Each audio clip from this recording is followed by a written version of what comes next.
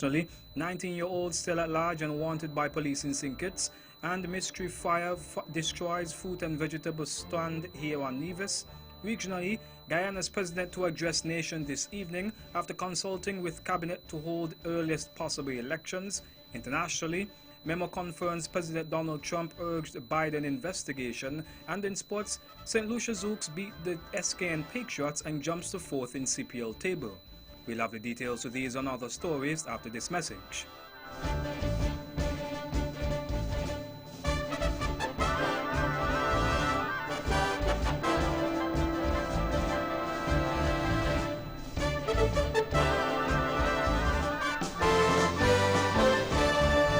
Another look. Different from how you've seen it before. Another look. Takes an in-depth look into business, politics, science, technology, religion, and more. Another look. Featuring documentaries from the BBC, regional features, and local ones too. Another look. Every Monday at 3 p.m. on the Eastern Caribbean's powerhouse, Vaughan.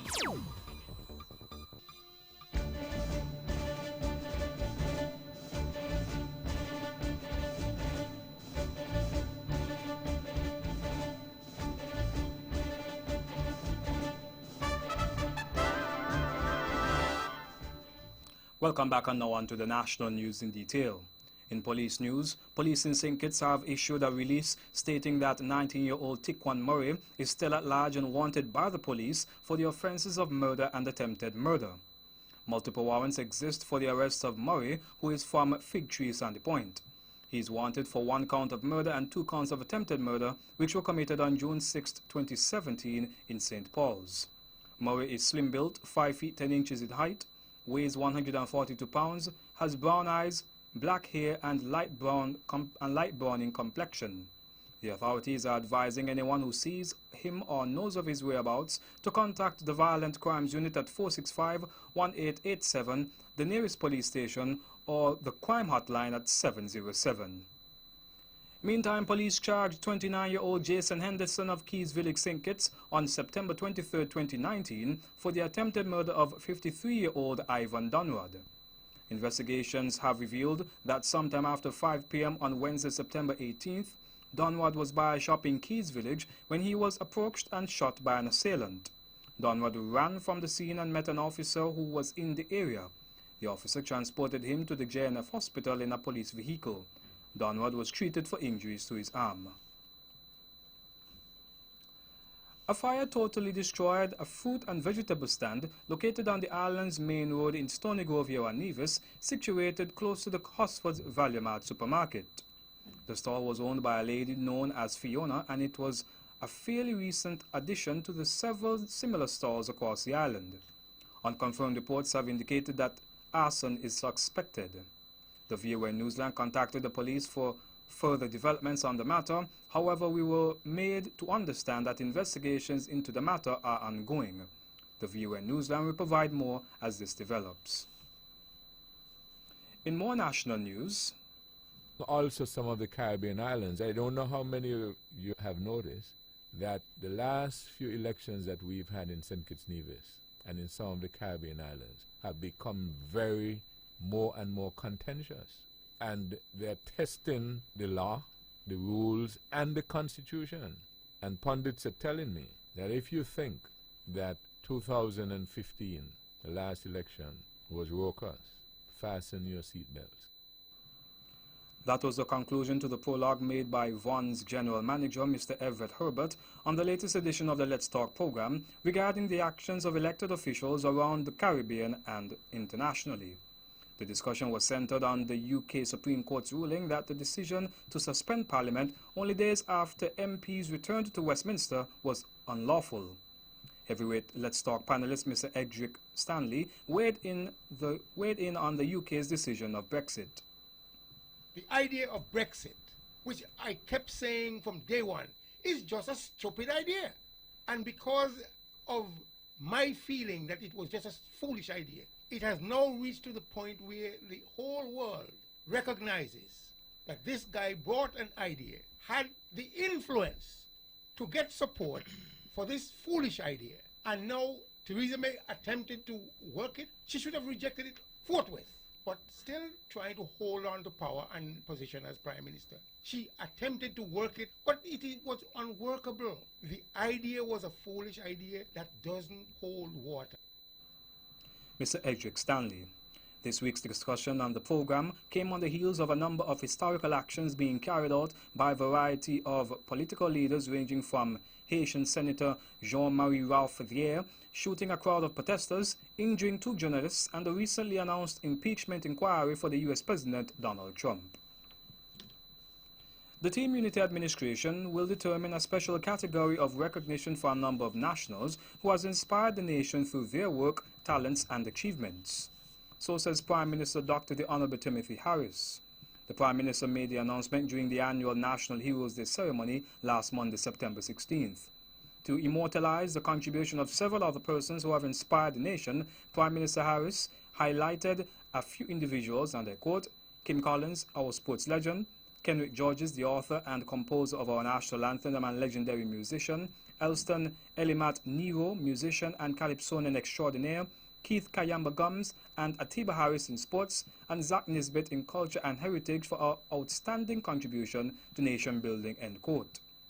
Hundreds, including His Excellency the Governor-General Sir S.W. Tapley Seaton and cabinet members, gathered at the National Heroes Park for the annual ceremony that pays tribute to the foremost nation builders.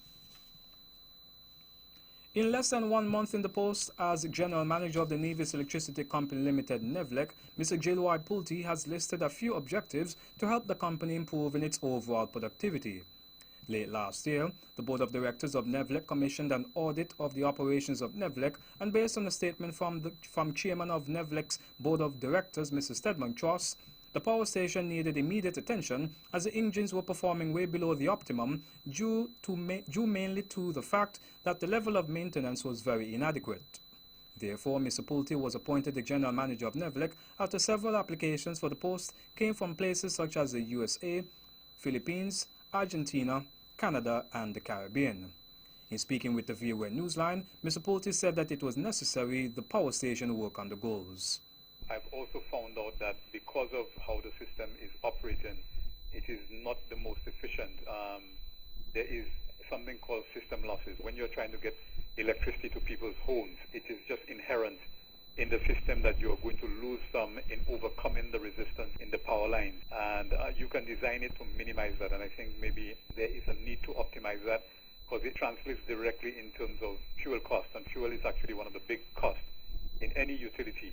And so I also believe that there is a need to work on improving the efficiency and also in terms of our customer service systems, trying to improve the management systems we have, that we can improve the service that we offer, that we deliver to customers. And the last one would be the people, trying to ensure that we have the right structure, we have the right people in the right places, and that people are trained that the company can sustain its development into the future.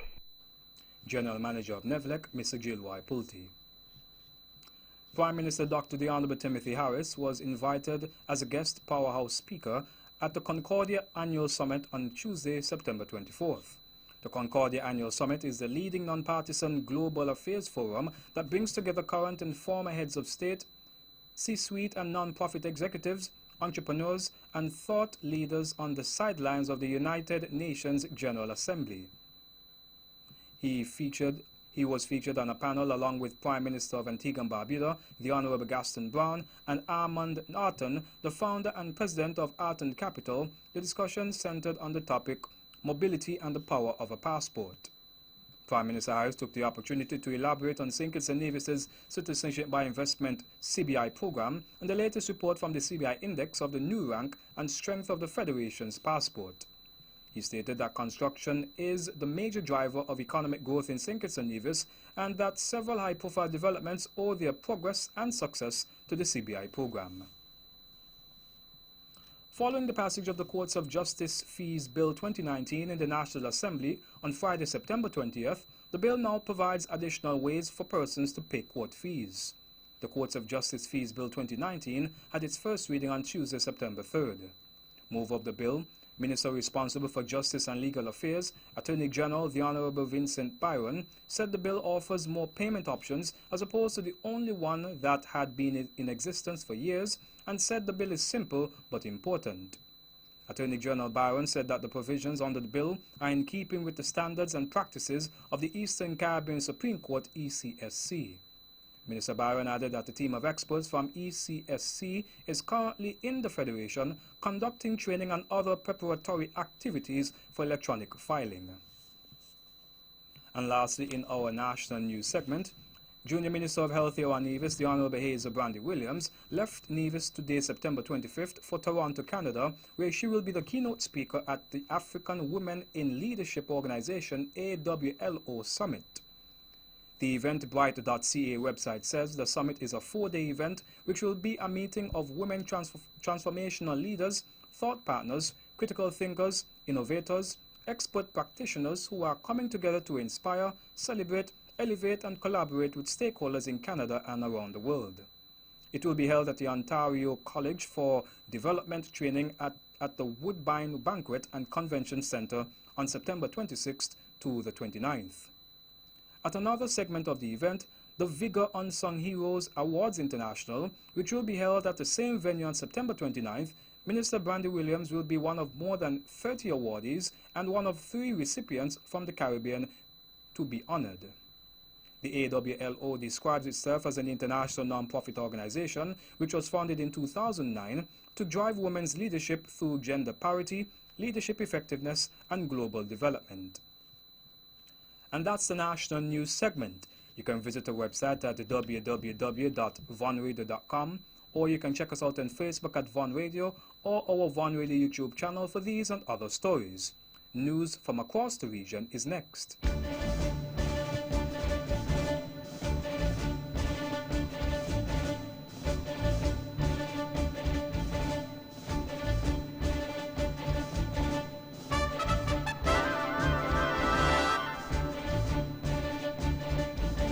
Life can be more fulfilling when we take the time out to smell the roses. And that's why your friends and family at the Bank of Nevis are experts at picking the flowers that best describe you. Whether you're planning to treat yourself after a long work week or finally getting around to that closet update, you deserve all the special things that life has to offer, and the Bond Visa card is here to help you achieve it. With just a swipe, you can turn a last-minute lunch date with friends and family into something worth remembering, with memories that will last a lifetime. Pampering yourself just got a whole lot easier, and after all, you deserve every refreshing moment of it. The ability to make your travel arrangements at your own convenience, whether by sea or by air, now rests within the palm of your hand.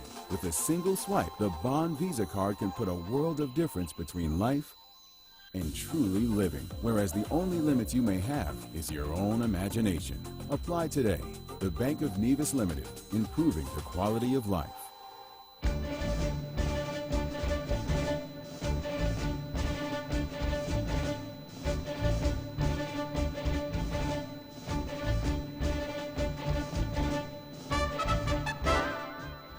Welcome back, and now on to the regional news. Guyana's President David Granger will deliver an address this evening after consulting with Cabinet on the issue of holding credible general and regional elections in Guyana at the earliest possible time, KaitaNewsOnline.com says.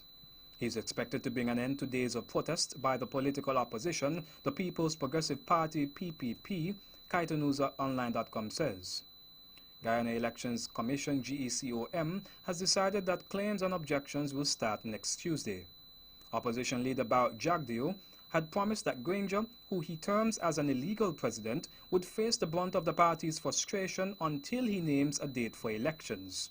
The president faced protests at several venues, including at the Pegasus Hotel last Thursday, where the protest received condemnation from government officials for the nature in which it was carried out.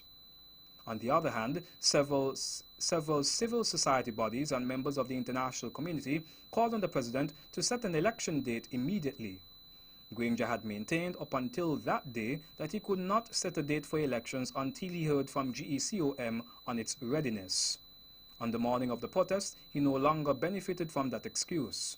The chair of the GECOM, retired Justice Claudette Singh SC, had informed the president after weeks of intense deliberations at the level of the commission that the secretariat would be ready to hold elections by the end of February 2020. Tropical Storm Karen remains a weak tropical storm while it moves north away from Puerto Rico and the Virgin Islands. So Karen is no longer wind threat to the islands, but heavy showers and thunderstorms will continue across the northeastern Caribbean through much of tonight. Karen is also expected to move into more favorable environmental conditions that should allow the tropical cyclone to become better organized and stronger during the next few days. The steering flow over the tropical cyclone is expected to weaken as high pressure to the east weakens. Elsewhere, Jerry is now a non-tropical storm due to the lack of convection. However, impacts from the storm will remain the same regardless of its official classification. According to AccuWeather.com, the center of Jerry is forecast to pass very close or over the islands of Bermuda early tonight. Tropical storm force wind gusts of 40 to 50 miles per hour are expected across the islands early tonight, with an AccuWeather local storm max and trade wind gusts of 60 miles per hour. Lorenzo is an intensifying hurricane with maximum sustained winds of 85 miles per hour, 715 miles west-southwest of the westernmost Cabo Verde Islands. Conditions will remain favorable for additional strengthening in the coming days, and Lorenzo is likely to become a major hurricane, Category 3 or greater later this week. Lorenzo will bring no direct impacts to land through the next several days as it curves to the north in the central Atlantic. Eventually, by the middle of next week, Lorenzo may threaten the Azores. The National Hurricane Center NHC, in an advisory, discontinued the tropical storm warning that was issued for the U.S. Virgin Islands and Puerto Rico. Additionally, the government of Antigua and Barbuda has discontinued a tropical storm warning according to the VI Consortium. Even so, in its key message regarding the storm, NHC said Karen will continue to produce rainfall causing flash floods and mudslides, and even as the center moves away from the region. On the forecast track, the center of Karen will continue to move farther away from Puerto Rico and the Virgin Islands. In the British Virgin Islands, the National Emergency Operations Center has been deactivated and work for the public has resumed, Acting Governor David Archer Jr. has said. He said the decisions above were made after consultation with Premier Andrew Foy following the passage of Tropical Storm Karen. In Antigua and Barbuda, the islands have caught the attention of former world heavyweight boxer Mike Tyson as he visited the countries last week to explore opportunities for the development of his Tyson Farm and other initiatives. During a press conference, Prime Minister Gaston Brown shared that Tyson is interested in not just developing a cannabis farm, but other projects to include entertainment, leisure and accommodation. He also plans to introduce a marijuana conference on island slated to take place in April 2020 and every year thereafter. Their interest goes beyond marijuana products or hemp products. They are also looking at the whole area of entertainment and leisure, and one of the most exciting projects that they will establish within the next 9 months is the establishment of an annual marijuana conference here in Antigua, Mr. Brown explained. Antigua Observer says one of Tyson's colleagues stated that Antigua was chosen as a spot for these endeavors because of their hospitality, beauty, location, and history. And lastly, in our regional news segment, out of Bermuda, business as usual was declared for today as a weekend tropical storm Jerry was forecast to pass near Bermuda. The Royal Gazette stated that schools, government offices, and the causeway remained open today, although the ferry services were suspended rather. Minister of National Security Wayne Keynes warned yesterday, out of an abundance of caution, we will pay very close attention to the road conditions. LF Wade International Airport was open today, but travelers were advised to check flight schedules directly with their airlines. And that's it for our regional news segment. Stay with us for news around the world.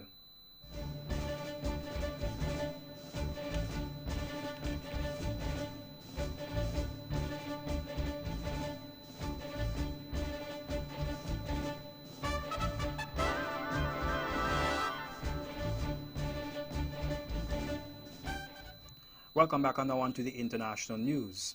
The White House has released details of a phone call between President Donald Trump and his Ukrainian counterpart that has triggered a U.S. impeachment inquiry.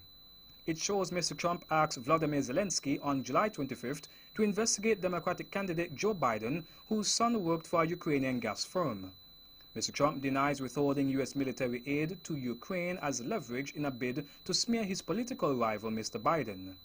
Mr. Trump promised on Tuesday that a complete, fully declassified and unredacted transcript of the July 25th call would be released. The July call occurred days after Mr. Trump directed the U.S. government to withhold about $391 million in military aid to Ukraine. More in this BBC report. The original whistleblower complaint, which the administration has withheld from Congress, could also see the light of day by the end of the week. Meanwhile, it's emerged from newspaper reports that some senior officials have been concerned that the president's personal lawyer, Rudy Giuliani, has been running a shadow Ukraine policy, and that he was responsible for preparing the ground to apply pressure on Kiev to investigate Joe Biden. There have been heated exchanges in the British Parliament in UK as it reconvened the day after its Supreme Court ruled that the government had acted unlawfully and suspended it in the run-up with Brexit. Defending the original decision, the Attorney General Geoffrey Cox called Parliament a disgrace for refusing to submit to new elections. A spokesman for the opposition Labour Party angrily accused the government of dishonesty. To come here with this barrister's bluster to obfuscate the truth, and for a man like him, a party like this, and a leader like this Prime Minister, to talk about morals and morality is a disgrace! Kevin Burns, chief executive of vaping firm Juul, has stepped down amid growing concerns around vaping health risks and criticism of its marketing. The firm has announced it will withdraw all U.S. advertising. Mr. Burns will be replaced immediately by Casey Crosthwaite, former chief growth officer at tobacco giant Altria, Juul said. Juul is 35% owned by Altria and in the past has been accused of targeting vaping devices at children. Mr. Burns said, "Since joining Juul Labs, I have worked non-stop, helping turn a small firm into a wild world business, so a few weeks ago, I decided that now was the right time for me to step down." The firm has been popular with investors and filed documents in August showing that it had attracted $325 million in funding. However, there is growing concern about the health risks of vaping and the effects of its marketing. The U.S. authorities are investigating a spate of serious lung injuries linked to vaping. On September 9th, the U.S. Food and Drug Administration said it had issued a warning letter to Juul over its marketing activities, including a presentation given to youth at a school, as well as activities targeted at students, tribes, health insurers, and employers. And the Australian Capital Territory ACT has become the first jurisdiction in the nation to legalize recreational cannabis use. Lawmakers in the territory passed a landmark bill on Wednesday, earlier today rather, allowing adults to possess up to 50 grams of the drug and to grow 4 plants at home. Personal cannabis use remains prohibited elsewhere in Australia, but medicinal use was legalized in 2016. The territory's law could be overturned if challenged at a federal level.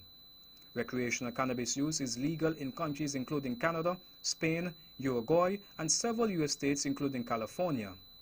About 35% of Australians aged over 14 have used the drug in their lifetime, health authorities say. The ACT has almost 400,000 residents and comprises the city of Canberra and surrounding areas.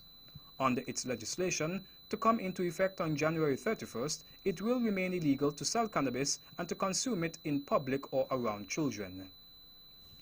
And that brings us to the end of our news segment. The latest in sports is next.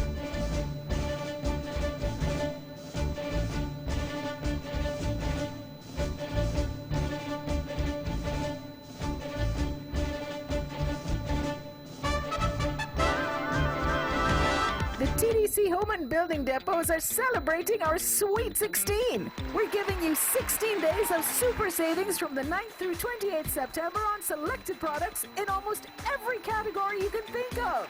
Be sure to look for our Deal of the Day and flash sale specials to give you more bang for your buck. Shop at the TDC Home and Building Depots and get 16 more reasons to celebrate in September. Terms and conditions apply. See stores for details.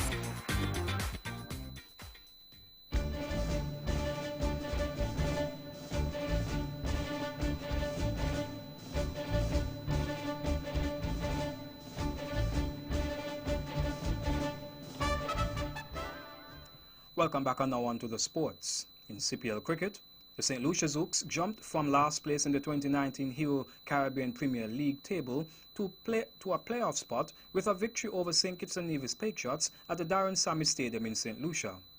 The win lifted the Zouks to 5 points and above both the Jamaica Talawas and Barbados Tridents, while the Patriots remain on 8 points, having missed a chance to go second in the table and also guarantee a top 4 finish. The Zouks are in now 4th place. The summary scores were as follows: St. Lucia Zouks 165 for 6, Fletchers 36, Sammy 30, Barnwell 27 not out, Ingram 21, Hafiz 3 for 22, Joseph 2 for 20, beat St. Kitts and Nevis Patriots 145 for 9, Hafiz 29, Evans 28, Viljoen 3 for 14, Williams 3 for 48, Fawad Ahmed 2 for 19 by 20 runs. The upcoming match will be on Thursday, September 26, and will see the Barbados Tridents versus the Trinbago Knight Riders at 6 p.m. at Kensington Oval in Barbados. In local sports, the Drag Racing Committee on Nevis hosted its annual Independence Drag Race meet at the St. James's Raceway on Sunday, September 22nd. At the end of the event, the top results were as follows. Outlaw class, first place was Clifford Bubba Parry, Single Turbo Supra Blackbird. Second place went to Ronaldo Shiverton, Fox Body Ford Mustang Dan. In the 10 seconds class, first place went to Valentine Val Brooks of Anguilla, Turbo Mazda 626, and second place went to Livingstone Livy Manners of Nevis, turbocharged EP82 Starlet No Waste Run. In the 11 seconds class, first place went to Andy Ants Maloney, Black EP91 Starlet Mad Ants. Second place went to Alex Starrett Percival, Yellow Single Turbo Toyota Supra Baba Yaga. In athletics, Lord Cole will continue as president of the International Association of Athletics Federations IAAF after being appointed unopposed for a second term. Britain's double Olympic 1500 meter champion was first appointed in 2015 and will be in charge for another 4 years.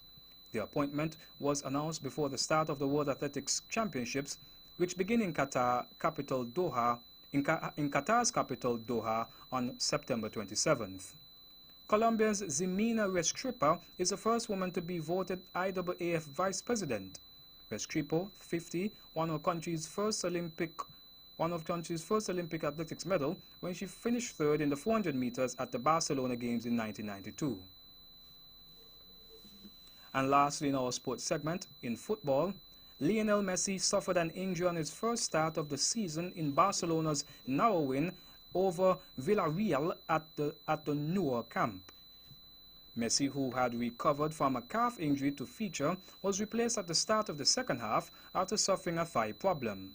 The Argentine, making his 400th La Liga start, provided a corner for Antoine Griezmann to head home off the bar before Arthur made it 2-0. After the game, Barca boss Ernesto Valverde described Messi's injury as a small problem and the adductor. Although far from their fluent best, Barcelona climbed 4 places up the table to 4th in La Liga to help ease the pressure on Valverde after a poor start to the season. After his injury, the Barca captain received treatment on the edge of the pitch before carrying on until half-time. The scores were as follows: Barcelona 2, Villarreal 1. And that's it for sports. The weather is next.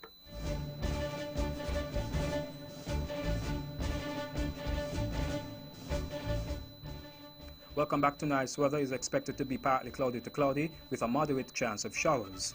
The weather tomorrow is expected to be partly sunny to cloudy with a moderate chance of showers. The winds southeasterly at 7 to 19 kilometers per hour. The seas 0.6 to 1 meter or 2 to 3 feet. The sunrise tomorrow will be at 1 past 6 a.m. And that's how we wrap up the major news package for today, Wednesday, 25th September 2019. Before we go, let's take a look at the headlines once again. Nationally, 19-year-old still at large and wanted by police in St. Kitts, and mystery fire destroys fruit and vegetable stand here on Nevis.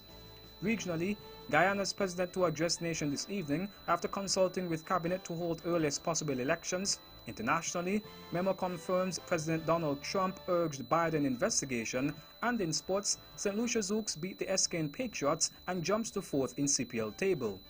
On behalf of the rest of the news team, I am Jarvis Bond wishing you a pleasant evening.